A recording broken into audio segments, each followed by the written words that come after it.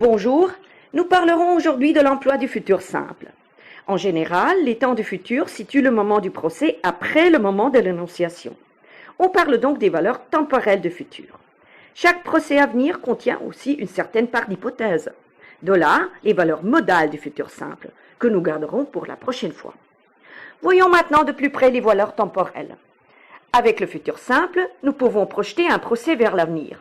Pour spécifier la distance entre le procès et le présent du locuteur, on peut ajouter un complément circonstanciel de temps, mais il n'est pas obligatoire. Plusieurs futurs simples qui se suivent expriment soit la succession des procès dans l'avenir ou la simultanéité des procès dans l'avenir, avec une conjonction impliquant la simultanéité, dans les relatives souvent dans les proverbes, dans la coordination. Nous pouvons employer le futur simple dans les systèmes hypothétiques pour exprimer un procès réalisable dans la sphère de l'avenir. Le verbe de la subordonnée se trouve alors au présent.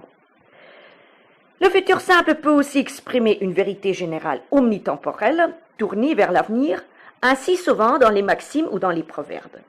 On appelle cet emploi le futur d'expérience ou gnomique. Le futur simple peut aussi s'employer en corrélation avec un verbe cognitif ou de perception au passé. Dans ce cas-là, l'événement dans le futur est nécessairement situé après le point d'énonciation et non seulement après le point de l'événement. Maintenant, une consigne pour vous. Jusqu'à lundi, réfléchissez sur la différence de sens entre les deux phrases suivantes. Le futur simple peut aussi s'employer dans un contexte passé.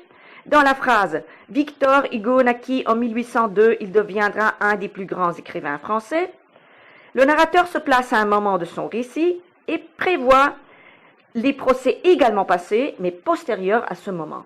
Il s'agit alors d'un emploi stylistique qu'on appelle le futur d'anticipation ou de perspective ou le futur de narration.